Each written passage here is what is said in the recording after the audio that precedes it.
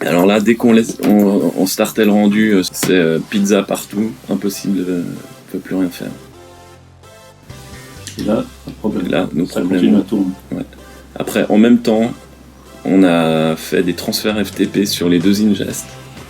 Donc, pour donner une idée, on transfère 15 gigas en 40 secondes. On a dû trouver des fichiers plus gros, en fait, pour faire des tests. Puis à FTP en 40 secondes. Ouais. Si tu veux, ça allait tellement vite qu'on n'arrivait pas à...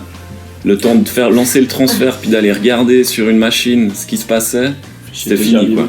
Donc finalement on a pris des fichiers AVC intra de 150 gigas qu'on a fait transférer, et puis ça mettait 5 minutes, quoi, à peu près. Et tout ça, vous avez fait le test en simultané? Ouais, tout ça tout en simultané. Ah ouais, et ça continue à tourner partout sans... Partout, il n'y a pas de lag. Après, on a encore poussé le truc un peu plus loin en faisant tourner le Mac Pro 6, la canette, avec 9 flux ProRes qui tournaient en même temps. Donc le tout en performance optimale, sans diminution de qualité, vraiment. Best Quality, on a mis l'information sur un code qui nous dit s'il y a un drop frame, ça s'arrête, donc on peut voir s'il y a eu une lecteur, une lecture. Aucune machine s'est arrêtée. Puis là, on a joué un peu. Après, moi, j'ai encore fait des transferts depuis un ordinateur qui est dans le workgroup des Avid, donc en SMB, juste pour voir comment ça performait, parce que ça aussi, c'était un truc, les dernières fois, ça n'a jamais marché. Et ça passait nickel, quoi. Donc après, on a tout arrêté, on a fait des tests de bande passante avec l'outil Blackmagic, donc qui envoie, c'est vraiment des gros paquets en lecture et écriture. Et là, on a remarqué qu'on était un tout petit peu au-delà des 4 gigas de bande passante, avec 9 stations en 10 gigs et le Pro Tools en gigabit. Alors ça, c'était aussi un test. On faisait 2-3 stations maximum en même temps, et le test partait en erreur. On n'arrivait plus à écrire. Donc on a laissé ça tourner, je pense, au moins 45 minutes, quoi. Bon moment, tu sais, pour vraiment observer un défaut éventuel. C'est vraiment super stable. On était devant le moniteur du ShareStation.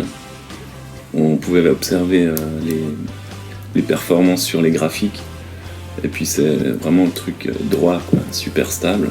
Et puis bon, après, une fois que ça c'était plus ou moins validé, on a remis les multicams, donc 2 ProRes. 2 ProRes, un MXF et 2 DVC. Et 2 DVC Pro HD sur les PP1, 2, 3, 4, 5, avec le Pro Tools, parce que comme il va être aussi connecté qui joue à une session avec une vidéo et puis 16 audio, et la machine de test. Plus les deux ingest, qui faisaient de l'ingest nouveau de fichiers de 150 gigas, tout en même temps. Et puis on a fait tourner ça pendant 1 heure. Play, la coupe, scroll dans la timeline et tout. Aucune beach ball, aucune pizza, pas de lag. Et donc après, comme tout fonctionnait bien, on a poussé le truc un peu plus loin. On a fait un multicam 9 flux en ProRes. On a fait tourner en même temps sur les 5 pp. Voilà, ça a tourné super bien. Et donc c'était des fichiers qui n'étaient pas rendus, hein. C'était vraiment du brut de décoffrage, quoi. Pas optimisé, rien du tout. Et puis après, ça veut dire qu'on fait fonctionner sa démo CSK sur la canette Mac Pro 6. Le premier châssis qu'on a eu, on l'a mis dans le rack, on s'est dit ouais, trop cool, c'était il y a pile poil 2 ans. La première version du client, on l'installe sur les Mac, impossible de se connecter au volume. Après on a détecté avec Franck, on a bricolé, on a réussi à voir le volume. Ça marchait, impossible de le monter. Après ils nous ont envoyé des updates du client. On montait le volume, mais impossible d'écrire dessus.